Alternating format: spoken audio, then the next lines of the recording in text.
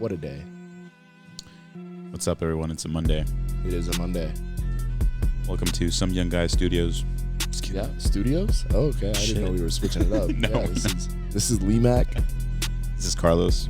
And we're ready to solve the world's problems in a podcast. That's right. Welcome back. Yeah. So, speaking of problems, what's the problem we want to talk about today, dude? Problem today is what's up with this whole COVID outbreak BS that's starting up right about the campaign time, which is the You're a medical professional. You tell me what's up with COVID.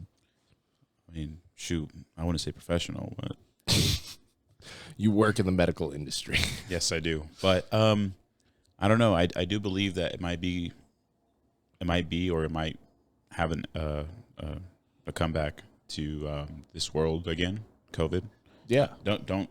This is just me stating my theory. I'm not actually saying this is going to happen, but He's an authority on the issue. Listen to everything he said. I'm kidding. Don't do that. It's two guys with opinions.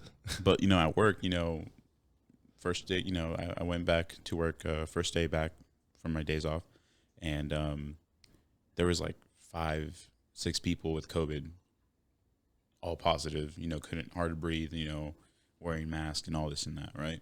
And I'm like, damn, there's 5 people here with COVID. Imagine other hospitals are having this too. So, for like a good fat minute, we had for like almost like 2 years, we had no people, like maybe one every month or like maybe once every 2-3 months would come in. It's like, oh, I feel sick. I think I might have the flu. Oh, it turns out I have COVID. Just go home and get some rest. Cool. But like now it's like constant, like 2, 3, and then 5, and then 6. And I'm like, dude, what the hell's going on? So it is ramping up. You guys are getting more cases. I'll let you know how it goes this next couple of weeks, because that was like that first day going back to work. It was just like a bunch of people hit us all at once, all flu-like symptoms. And I'm like, I bet it's COVID. And then, we do a little test for them. Yeah, and it is COVID. It's kind of funny. I was like, damn. Interesting. So just to clarify so that I understand and they understand, for, the last year and a half, 2 years, COVID's been kind of pretty low key. But in the last month or two, I'm gonna say in the last kind of ramping up with more COVID patients. Oh yeah, like interesting. Yeah, most of them were like straight 5 or 6. Wow, that's what I've seen so far. But that's just of me like on my first day back, and then after those days, I didn't really see anything else. Okay. So I'm waiting to see. The verdict is still out. Like, we still got to figure out what's going on, basically, is what you're saying. Yeah. Okay, cool. Because, I've been seeing all these posts. I've been seeing, like, obviously, TikTok has a big rabbit hole to go down. Mm-hmm. And, sometimes you get stuck there. And I've been getting stuck there sometimes where it's like, September 22nd, they're going to start this mask mandate again. And then October is when they're going to start the mask on all airlines. And I'm just like, damn, like, I'll be in Europe during that time. That's rough. So if I get stuck out there, I will be starting a new life. Sorry, dear. This goes out for my girlfriend. I'm sorry. Starting a new life. You hold it down here for us, though. Yeah. Just kidding. She'll be taking over as co-host of the podcast. Yeah. Y'all can FaceTime me or Zoom me every once in a while. Yeah, we'll make sure to do that. I'll show you my London wife or German. Your wife. London wife, your German wife. Dang, already making plans. Yeah. Anyway, that's wild. Honestly, the very interesting thing to me is that I do not go on TikTok whatsoever, so I haven't seen any. I mostly hear it from whether it's political podcasts that I listen to, a couple of accounts on Instagram, but that's about it. Like, a couple of people that I know personally have said, oh, they're bringing back mask mandates. But did you hear about the mandate date coming up at work or through TikTok? Oh, this is through TikTok. Nothing from work. No. Oh, really? I don't think they'll let us know at work till it we start getting like at least 10 people a week or like 20 people a week or something like that. When once it starts really being up, like, damn, what's going on? This is another. Well, actually, I'm not sure how it works because I wasn't working there during like the whole COVID thing. But I feel like once a state mandates it, that's when like the hospitals Get right to it. on it, and then obviously the funding will come in, and then I feel like they're gonna just exaggerate it like it was last year. Oh, absolutely. Last time. 2 years ago, 3 years ago? Yeah, 3 years ago at this point. Wow, time has been flying. Yeah, it just seems like it's more the same, and it's right around political season, like you were saying. Yeah, that's.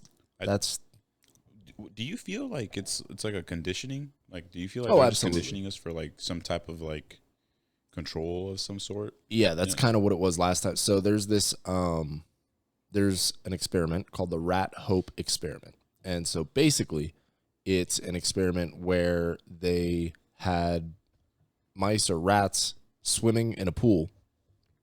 And I think they swam for an hour or so, something like that. And the experiment was to test the endurance and then also the effect that the hope of being saved would have on their endurance. So what they would do is they'd have these rats swim in a pool for an hour. I don't remember exactly what the time spans were, so we'll have to look into it a little bit further. Actually, we could probably look it up, but I'll give you the gist of what was going on. But essentially, they would have the rats swim for about an hour or just swim until they died, and then until they just drowned from exhaustion. And then they did another to see how long that would take. And maybe that took an hour and a half, something like that. Maybe 6 hours in some cases. But and then they would do another test where just before that average amount of time, they would take them out, clean them up, let them rest, and then they would send them back out to swim for the same experiment, to swim until they died. And they lasted like 10 times longer swimming. So essentially, the rats that had swam for that lengthened period of time and then got saved and then were forced to swim again ended up swimming for 10 times longer before they gave up and died.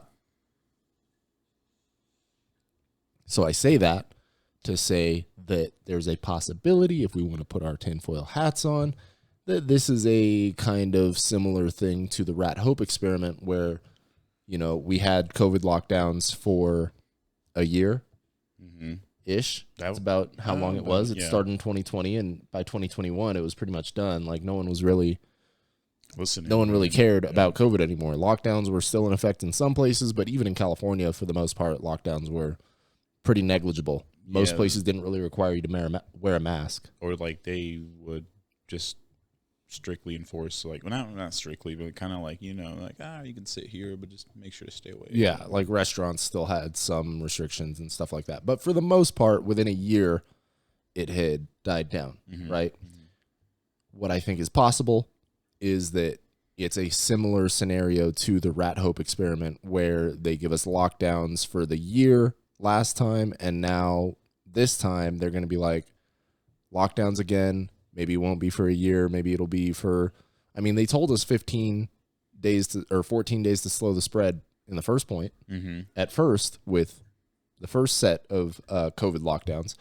And then it ended up lasting about a year, year and a half, 2 years in some places. There are some places that even now still have mask mandates, which is insane. Australia was one of the strictest places. Yeah, that's what I had heard. Yeah. That's what I had heard. But yeah, so it's very interesting to think about all the different experiments that we've had with animals psychologically in terms of getting them to do things that you want them to do. The CIA learned with MK Ultra, like we talked about before, that if you have a society constantly subjugated to fear, if you have a society that's always just in fear of some disaster or whatever the case may be, then they're a lot easier to control.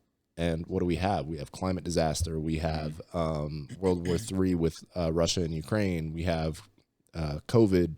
We have all of these different disasters, these different things that we need to be afraid of, that they roll out new laws and rules and regulations to get us to comply, like terrorism, for one.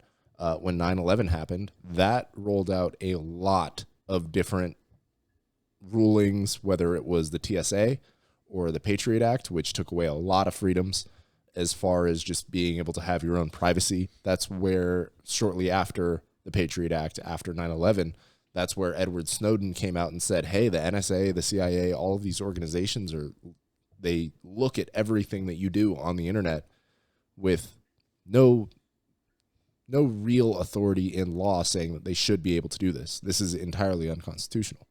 And that's kind of been the MO. There's all these there's a saying in the government that goes, never waste a good crisis. And that's true. Yeah, it seems like they do that. And whether COVID or all of these other crises were planned, they sure don't waste them if they weren't. Oh, yeah, I feel like it is. I feel like everything's according to plan. Like, they're playing checkers while we're bashing our head on a board of chess. No, like, we're over here trying to understand what chess is while they're over here jumping through, like, checker boards. Like, if it's nothing. This is all, like, predated. Like, the 9/11, the Patriot Act, all that stuff, taking away our freedom, all connects to these last dots that we are currently in. Mm-hmm. And also, there was a saying that I saw that said, when the government questions you, it's an investigation. When you question the government, that's a conspiracy theory. I was like, damn, that's crazy. Well, I mean, I'm pretty sure the term conspiracy theorist was coined by the CIA to discredit people that were questioning what the CIA was doing. Mm-hmm. So kind of, yeah. So that just tells you everything you need to know about the CIA, how much we should trust them versus how much they trust us, the manipulation of perception, public perception of the government in the people's eyes, all kinds of different things. And the U.S. isn't the only country that does this. Every country does it. To what degree, which countries are better, which countries are worse, that's up for debate. I honestly couldn't say one way or another. I think they're all pretty terrible, honestly. Yeah, I think we're in a sticky situation these last couple of days that we're currently in. I'm over here talking like, the world's going to end. I mean, it might. Shoot, depending on who you ask, Revelations is nigh. Yeah, it is right around the corner. The book of Revelations is telling us about some things that are very, very similar to what we're going through now. It's scary. I can't tell you off the top of my head what those things are because, quite frankly, I don't remember right now. But that's definitely something we could break down in another podcast. I actually, as of last Thursday, started listening to the Bible all the way through while I'm at work. Yeah. Okay. Because I used to just listen to podcasts and audiobooks while I'm at work. That's one benefit of working in a trade, especially welding, where I just get a booth and I get the job that I need to work on. I get pieces that I need to work on, and I just weld them out and then get out the next piece and bring in a new piece and all that. And I just kind of work solo. It's kind of relaxing. It is very relaxing. I get to focus on one thing, but at the same time, it's pretty easy in terms of like the mental strain. There's not much mental strain. It's not very complex. I mean, there's cases where you do have to do stuff that's more complex, but for the most part, we're building houses. So it doesn't get that complex. And so I just listen to podcasts and audiobooks. And that's nice. I wish I could do that at work. It is very nice, honestly. I'm very grateful for it. So I listen to like one political podcast in the morning for like current events, news, that type of thing. Mm-hmm. And then that one's like 2 hours long. And then for the rest of the day, which is an 8.5 hour day, granted it's broken up by breaks here and there. I need to talk to this guy about something or whatever. So I just listen to the Bible for the rest of the day. Mm-hmm. So I'm in Numbers, the book of Numbers. It goes Genesis, Exodus. I think it goes from Exodus to Leviticus and then Numbers. I might have missed a book between Exodus and Leviticus, but I think it's Exodus, Leviticus, Numbers. I might skip ahead to Revelations just because of the times of what we're in. Yeah, just to get some more insight of like what's really going on. I need to read it again too because I remember reading it back in high school, and I was just, even as a kid, I opened it up. Because, like, someone's like, oh, it tells you the future. And I was like, what? That's crazy. And I was like, what in the world is going on? Yeah, it's honestly pretty difficult to understand. They speak in very poetic, vague, poetic, almost, I don't want to say Shakespearean because Shakespeare gets some of it from the Bible. But anyways, yeah, so they speak in very vague and enigmatic terms where you kind of have to analyze the symbolism to figure out what's going on, which does, to credit those that would criticize the Bible, does lend itself to interpretation. So because there's a lot of symbolism, a lot of people will project their own meaning into it, but you got to read with context, all kinds of different things. So yeah, it's definitely worth reading, checking out, even if you're not Christian, just to figure out, like, what is this saying? And, try and see what lines up and what doesn't. Yeah, it's a gift if you can understand, or like, you get a calling. A lot of people don't really understand, what the calling is, or like there's people that are called by God, and then if you know, Mm-hmm. and if you are constantly pressured, feeling, God over your shoulder, feeling something that like you should be doing this, you should be going to church, you should be like reading the Bible, you should be in prayer. And like when you do a sin, whatever it might be, you feel devastated, guilty, ashamed, because that spirit is around you, And for those that have, willingly turned into Christianity, won't understand the stress of how those who are chosen, because when you're chosen, no matter what, you're going to like, this is your calling. Like, God called you to serve. And, just like, I think it might've been Job or Job. Noah. Yeah. Yeah. Job. Was it Job? I mean, no, Noah. Noah was called to serve. Noah. I mean, everyone in the Bible was called to serve in some way, shape, or form, which is why they're featured in the Bible. Right. But Noah was the one that was running away. He got swallowed by the whale. No, that was Jonah. Jonah, that's what it's not. Jonah Noah. Sorry. yeah. Noah was Noah's Ark. Jonah was getting swallowed by the whale. He was supposed to, I don't think his story was for Sodom and Gomorrah. It was a different set of cities. And they actually, after he got out of the whale and actually went to preach what God was telling him to preach, they actually did turn things around. And then it was, I want to say it was Jacob in Sodom and Gomorrah. I can't remember. It just tells you how much we have I just to listened to Sodom and Gomorrah too, and I can't remember the names. There's so many names in the Bible, but I also know that Job was, he was the one where God and the devil had a bet, where the devil was like, "Hey, I bet I can get your boy to turn, even though he's been, your best servant." And God was like, "Bet you can't." And then the devil put him through hell on earth, quite literally. Like, put him through a lot of terrible things. Took Family away his died. wife, kids, livestock, land, everything. Like, even almost except for himself. Like, he gave him like every disease possible. Like, this guy was like suffering. Outside of killing him, he did everything that could happen to a person, essentially. And Job was, staying a loyal servant of God. Dude, and imagine having that like power and faith in God, like having that loyalty, like just. That's remarkable right there. I honestly don't even want to imagine that, because that would require imagining all the things that you would have to go through and still maintaining your faith. I'd like to think that I would.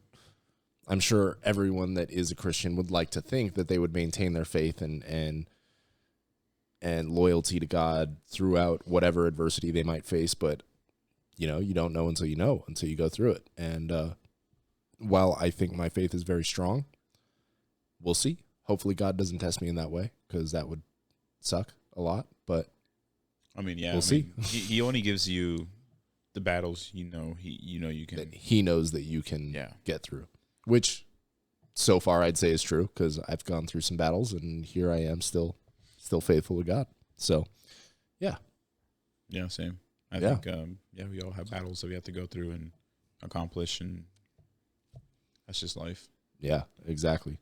Did you know that I could be a little off here, but I'm fairly certain this is true, that Israel is a name for he who wrestles with God? Really? Yeah. Israel? Mm-hmm. And that's why Israelites are those who wrestle with God. Oh, interesting.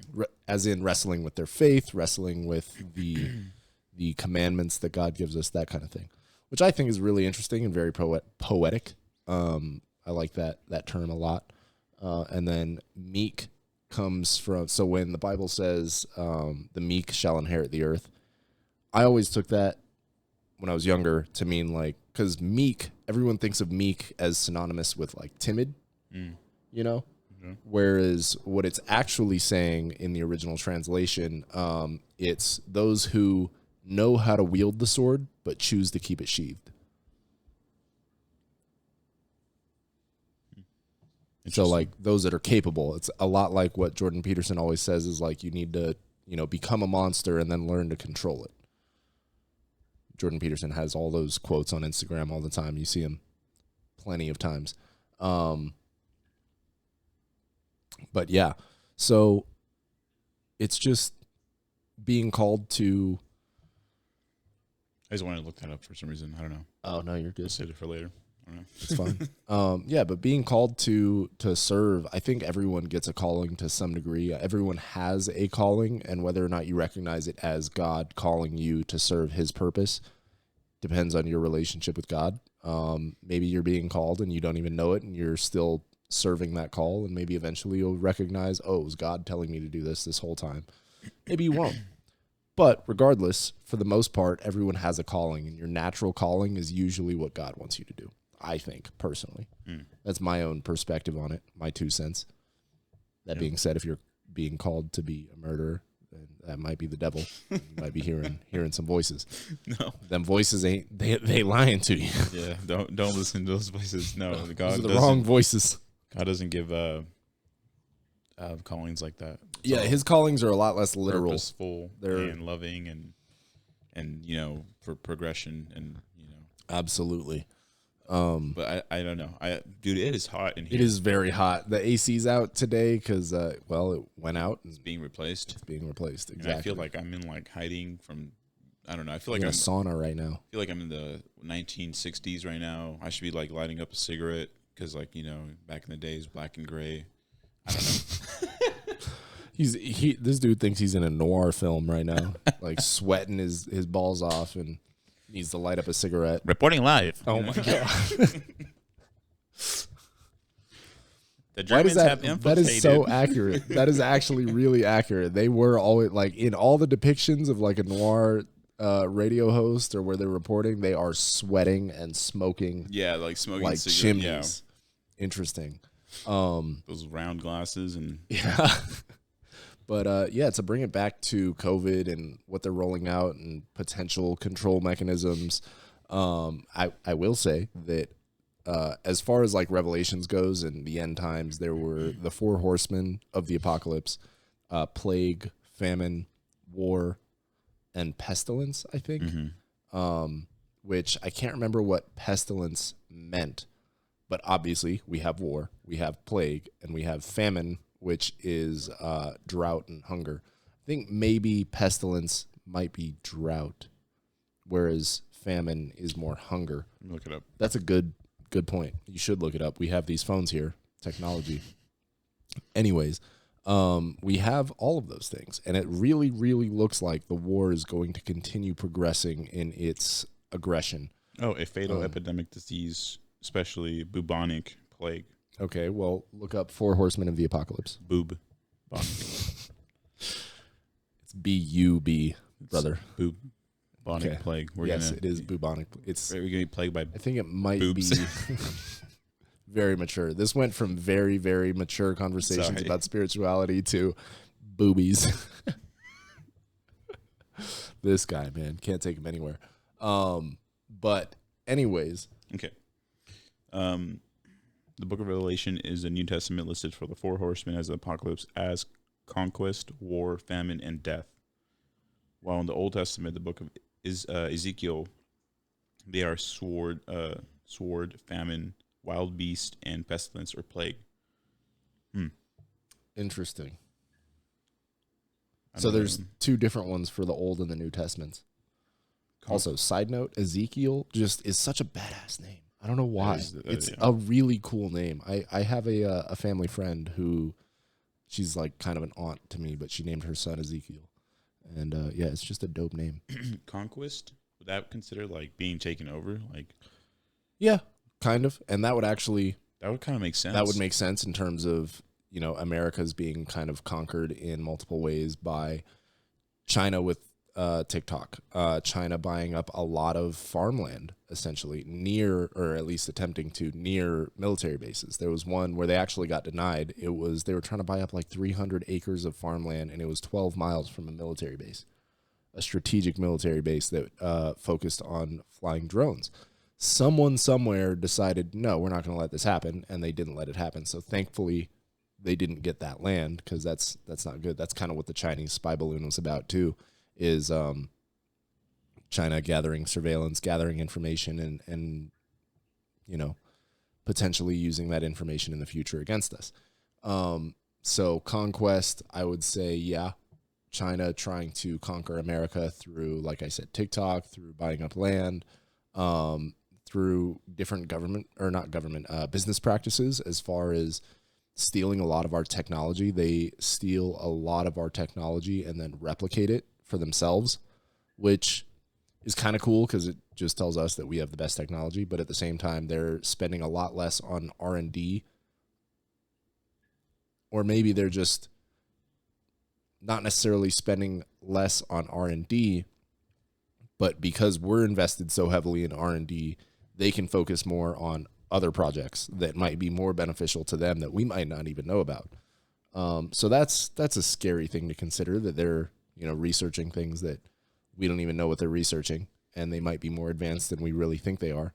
The Chinese, yeah, that's pretty scary. I don't know. I mean, they have a huge population, so if we go massive to war, population, we're kind of screwed. Well, typically nowadays war is less boots on the ground and a lot more, fifth generational warfare, where they're taking out satellites, not necessarily satellites, but they're hacking into stuff. They're, crippling infrastructure through hacking. There's all kinds of stuff like fifth generational warfare. I'll give you an example. There's this thing called Stuxnet that the US created. It was a computer virus where we created this virus to infect pretty much every computer in the world. And it was designed to, once it had infected a very specific set of computers, they were computers in a uranium enrichment plant in, I think, Iran. Once it infected those computers, it would go to work, and that work was slowing down and speeding up the centrifuges that they spin really fast and separate uranium, and that's how they enrich uranium. But they would spin, and the program was designed to speed up and slow down those centrifuges rapidly all the time, and then also to replace the data so it looked like that was never happening. What that ended up doing was just wearing down the equipment extremely quickly compared to what it should have been worn down to. Like the timeline for how long the equipment is supposed to last was shrunk, so that they ended up having to spend more money on equipment, and it slowed down their uranium enrichment program. But that's an example of fifth generational warfare: hacking, destruction of infrastructure. There's a conspiracy theory that the Maui fire was started by China using lasers from satellites in space to, in some way, shape, or form, cripple our infrastructure to make us spend money on things that we otherwise wouldn't have had to spend money on had they not done that. So there are little examples like that where fifth generational warfare is not going to be, it's not even going to be drones necessarily. Drones will probably play a part if we do get to boots on the ground warfare, but that's less the focus and more like an auxiliary assault kind of thing. Like, you're going to have different stages. The first stages are going to be fifth generational, whereas the second stages and third stages might actually be boots on the ground, where you have to take land. Yeah. Yeah. And I never thought about it that way. That's probably why Biden didn't put more funding into that Maui thing. I mean, to the Hawaii Islands. Yeah, but at the same time, he put $25 billion into Ukraine in the same bill. In the same bill that he gave, I think he gave $12 billion to Maui and $25 billion to Ukraine. That's ridiculous. That's fucked up. Yeah, it is. I read somewhere that the $25 $25 billion that he gave to Ukraine, if it all went to Hawaii instead, would have amounted to like $50,000 per household, as opposed to $700 per household. I could be wrong on those numbers, but that definitely would have helped a lot more than what he did do, and it would have been way better than sending all that money to Ukraine, which we've been doing for weeks. Like, the whole Ukraine conflict is very frustrating to me because it's very obvious that it's a proxy war to enrich our politicians as well as politicians in Ukraine. Ukraine is one of the most corrupt countries in the world. It has been for many years. There are a lot of Ukrainian soldiers. There's a group of essentially neo-Nazis in Ukraine that we are essentially supporting by supporting Ukraine. There's what else? What else is there? There were a couple other things that I was trying to get at. Now I can't remember because my train of thought is off. But anyways, yeah, Biden is enriching himself, his fellow politicians, his family, everybody by just funneling money through Ukraine. There's definitely a lot of, Zelensky apparently did not build roads that he was supposed to take money to build roads with. That was one thing. Maybe he's saving it for after the war when the roads are not going to be driven over by tanks. That's a reasonable criticism of that point. But at the same time, there's a lot of money going in that's not going to anything but more war. And I don't think it's another. That's what I was going to say before. The point I was forgetting is that NATO is kind of using Ukraine as I don't want to say punching bag, but a glove with which they can punch Russia in the face. You know what I'm saying? So kind of like when Roosevelt kind of said like his big stick. Yeah, more or less. So basically what it seems to me is that Ukraine wants to join NATO. And we've had a deal with Russia ever since Lenin, I think it was. No, Gorbachev? Whoever was before Putin. We've had a deal with them that NATO would not encroach towards Russia even an inch more than we already had by the fall of the USSR. That's by the wayside. And we are essentially offering Ukraine the possibility of joining NATO if they do this, and this. But then it's like a bait and switch. Like, we're going to give you all of this. We're going to let you into NATO if you fight Russia on these terms. And then they do that. And then now it's like, but we need you to do this, and this to join NATO. And then they do it and, keep raising the bar. So a lot of crazy stuff. We're trying to take out Russia, and Putin does not seem like he's going to back down very easily at all. And yeah. And then also, we're just increasing the likelihood that he would join up with China, which would be a very bad thing for the U.S., which he's already basically doing because of BRICS, which is Brazil, Russia, India, China, and South Africa. And they're trying to create a new dollar that would supplant the U.S. dollar, and they're trying to apparently make it a gold-backed dollar. So, yeah, all kinds of stuff. I think we're screwed, honestly. A little bit. Because I keep having this feeling, and then honestly, I don't know. I keep having these feelings that I think it's time for, U.S. I'm not saying that I want this to happen, but it was like, U.S. to suffer. Or, I feel like the third world countries have been suppressed for so long. They're kind of tired of dealing with this bullshit. I mean, we pretty much use third world country slave labor. Exactly. So that's a big thing. Like a lot of people are like, oh, they're third world countries. What are they going to do? Well, I tell you what they're going to do. We use all their resources. We use them to create the shit that you have here. They stop wanting to produce that or getting paid from the American dollar. Our shit tanks, and then we're done.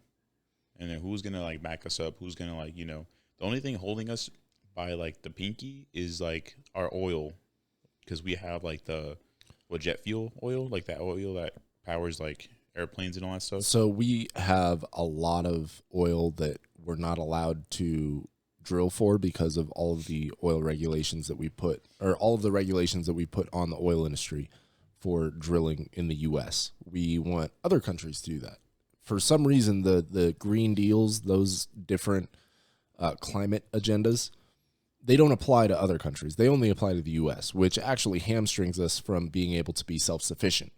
And you can make the argument that it brings the world together because of trade and whatnot. But at the same time, all of the world kind of hates the U.S.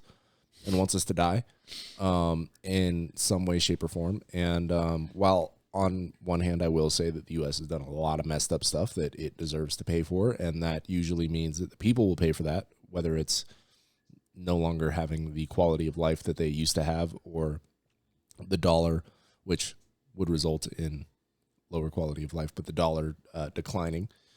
Various reasons for why the U.S. would probably fall. The only reason the U.S. is really powerful at all at this point is because, like you said, of oil, but it's oil money. Mm-hmm. Our money is backed by oil, and the fact that we made a deal with Saudi Arabia back in 74, I want to say 1974, that all transactions for oil would be done in U.S. dollars because they were the main oil hub. Now, with BRICS happening and Russia, which also has a lot of oil, the U.S. dollar is no longer as strong as it was. Mm-hmm. Russia is kind of becoming the world's gas station. Yeah, that's wild. No, yeah, the more and more I think about it, it's kind of scary because it's like, damn, that's all we got. Like, we don't produce anything. What next? We just have the dollar and culture. We do movies and TV and food and all of that. We don't even do food very well. Our food is poisonous. Yeah, our food is horrible. It's terrible.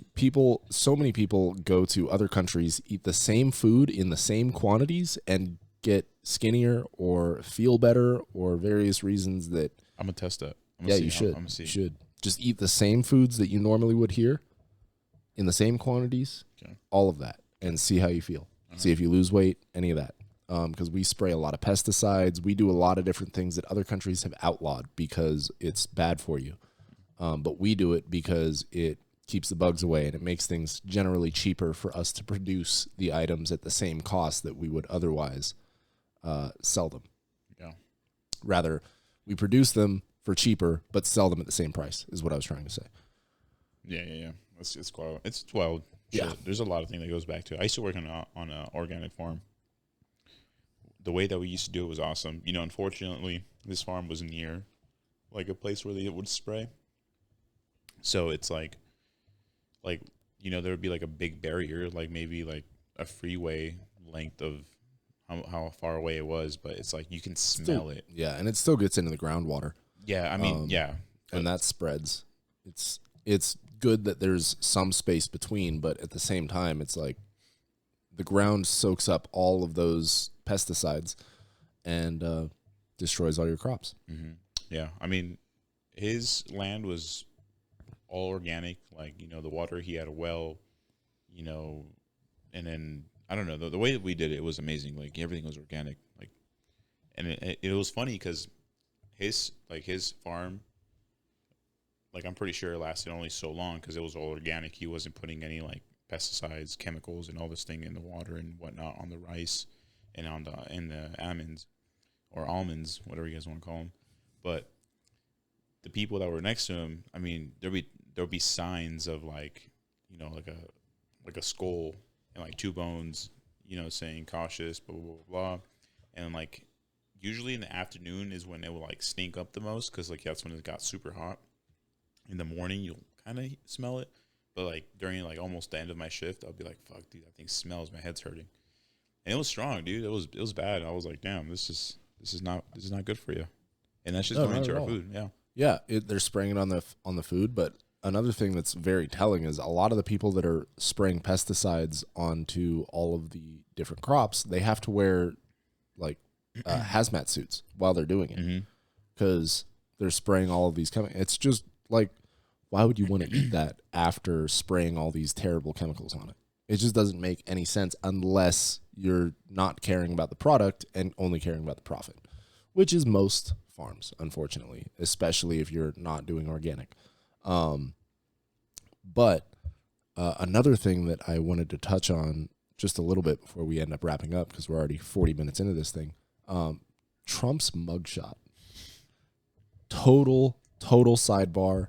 Definitely a different topic entirely from what we were just talking about, but Trump's mugshot has taken the internet by storm. It's crazy. What's hilarious to me, though, is that both people on the left and people on the right are putting it on T-shirts. Like, people on the left are like, victory, and then people on the right are like, this is badass. Like, everyone loves the mugshot. I love it. I think it's badass. I think it deserves to be on the wall of, like, you know, badasses, you know, like Absolutely. Scarface, The Hall of Fame. Yep. I mean, like, I feel like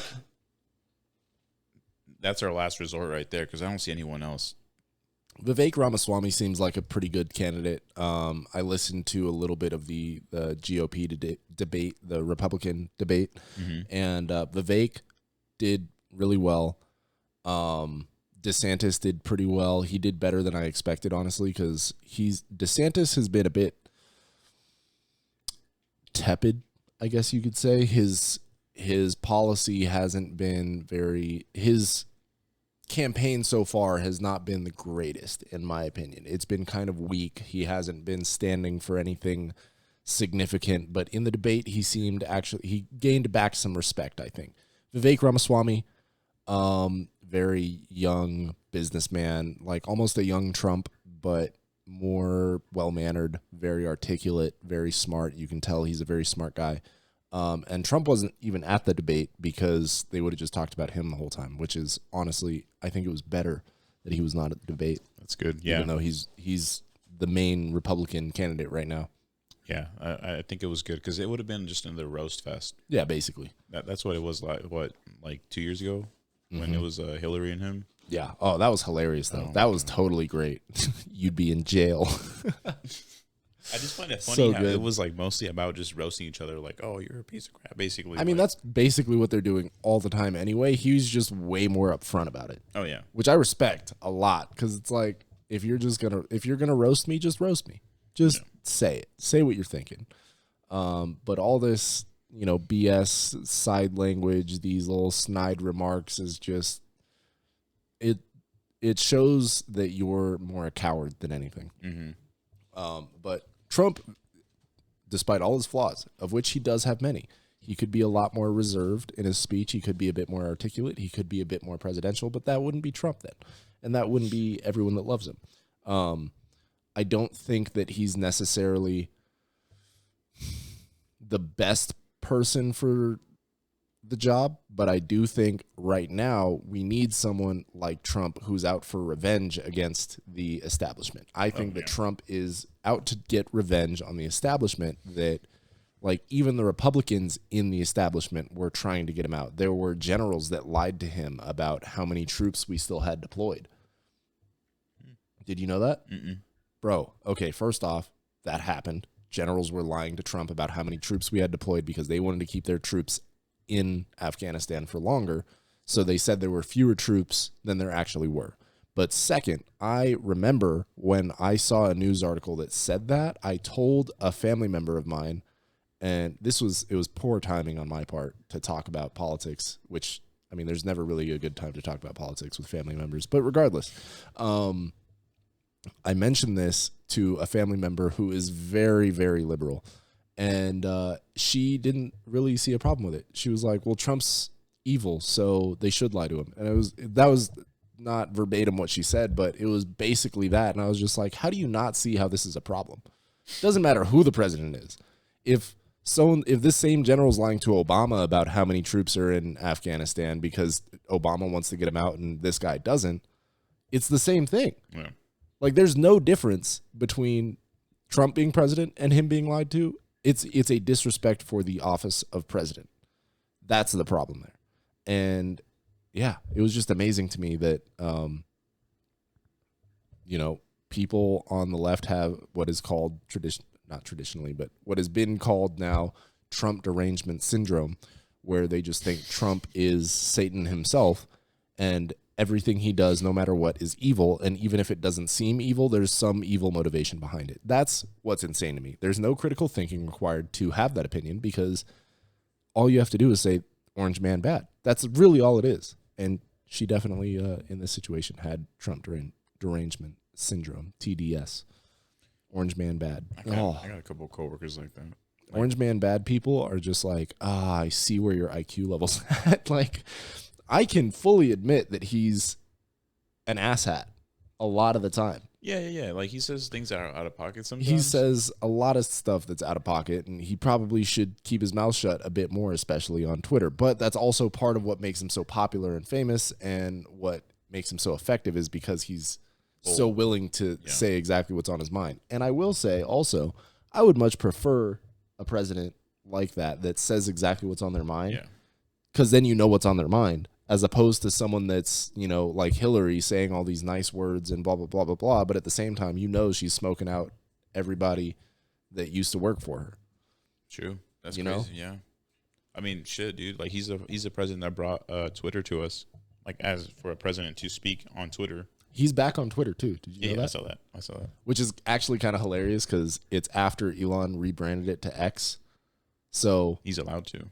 He is allowed. Twitter because he's like, I'll never come back to Twitter.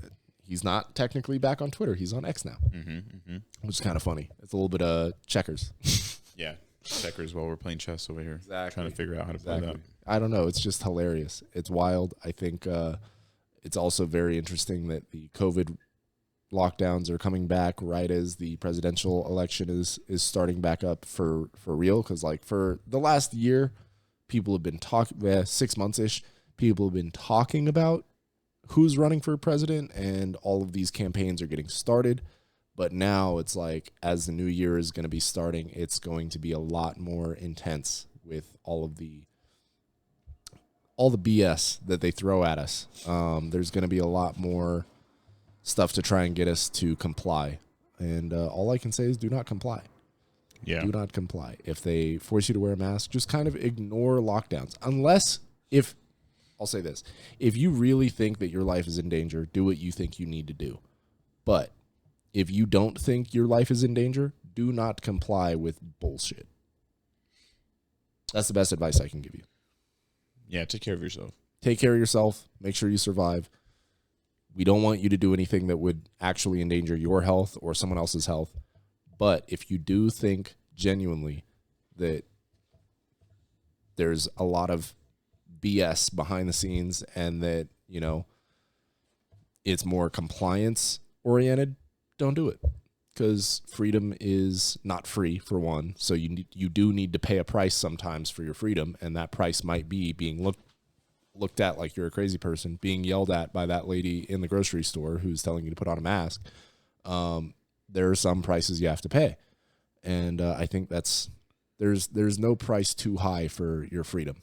Freedom of thought, freedom of speech, freedom to do what you want to do with your life, so long as it's not getting in the way of other people's rights. Yep. It's funny though, because a bunch of people were complaining about the lockdowns here in America, when in China was like bad. China's lockdowns were terrible. They had drones flying through, they had people locked in, like their doors welded shut, and because people couldn't get out, and so apartments caught on fire, and because the doors were welded shut, they died in their homes because they were not able to get out because of China's insane lockdown policies. Drones flying up between, because they have these blocks of apartment complexes that are just like, it's a 10-story tower of apartments, and it's just a whole block of those apartments, and they would have drones flying down the block talking about, make sure to stay indoors, curfew is at this time.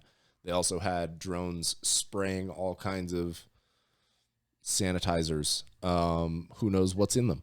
Maybe they are sanitizers and there's nothing actually wrong with it, but maybe there's other stuff. Who knows what's in it? I mean, the government cannot be trusted, no matter what government it is. China, Russia, U.S., Ukraine, everybody. They're all working together anyways. Pretty much. The World Economic Forum is out to get you. They're in the walls. Anyways, I'm in your walls. No. Wow. If just threw that out there for the schizos. I'm not actually in your walls. I just thought it'd be funny. Anyways, yeah. So just don't trust your government. It's I'm just being out of pocket. I'm tired. We're getting to the end here. On further news, I do want to say that we're gonna start recording, like little clips here and there. You know, we're gonna do some. You know, we got some special little clips coming up for y'all for intros. And, yes, we're gonna have an intro, maybe an outro. Have some personal stuff like his side, my side, all kinds of different things for just better content, increasing the production quality, and just providing a better experience for y'all. Yeah, I think I think we might have to sit down, kind of plan things out, and then kind of you'll see us progress a little bit more and more as we go. And I think it's time, if time is getting short, I feel like we should at least go out with a bang, Absolutely. And I mean, who says we have to go out? I mean, we can just keep producing while the world's falling apart around us. Make sure that y'all get the information you need. All of our 1 or 2 listeners. I'm kidding. It's more than that. Maybe like 5 more than that. But anyways. Hey, man. Hey, y'all go ahead and stay faithful, bro. We're taking you with us. Yeah, exactly. But yeah, if the world's falling apart around us, I mean, maybe we'll just take you on the go, do some like Instagram Live type stuff as we're, put the phone on my backpack as I'm like shooting at commies. Yeah, dude. Well, yeah. Blue helmets coming at me. Blue helmets falling to the ground. The building will be half destroyed. We'll still be recording for y'all. Absolutely. Find a way. Solar power. Absolutely. Hook it up to a Tesla. We'll figure something out. Yeah. We'll do what we have to do to make sure you guys get the content you need. Yeah, we'll run on treadmills just to give each other power. You know what Hey, I'm saying? maybe we'll pop off in the new world. We'll be the only podcast out there. The only podcast out there. Joe Rogan's going to be fighting for his life, for his family, and we're going to be out here like, hey, man, we were small then, but we're big now. Only podcast still alive. Did you see that Joe Rogan just killed that elk with his bare hands? Couldn't Did be you us. see Joe Rogan take out those 5 so-and-so agents? Oh, my God, yeah. Once he was a podcast, now I mean, he knows how to fight. I wouldn't be dude. surprised. If anyone that is wealthy, like if anyone of the elite class is surviving the apocalypse, it's going to be Joe Rogan. Oh, that guy would go like ape shit. Oh, absolutely. Literally, he would turn into a gorilla and then fight Mark Zuckerberg when he turns into a lizard man. Go and be like a Spider-Man movie. Dude, imagine, the whole Elon Musk and Zuck.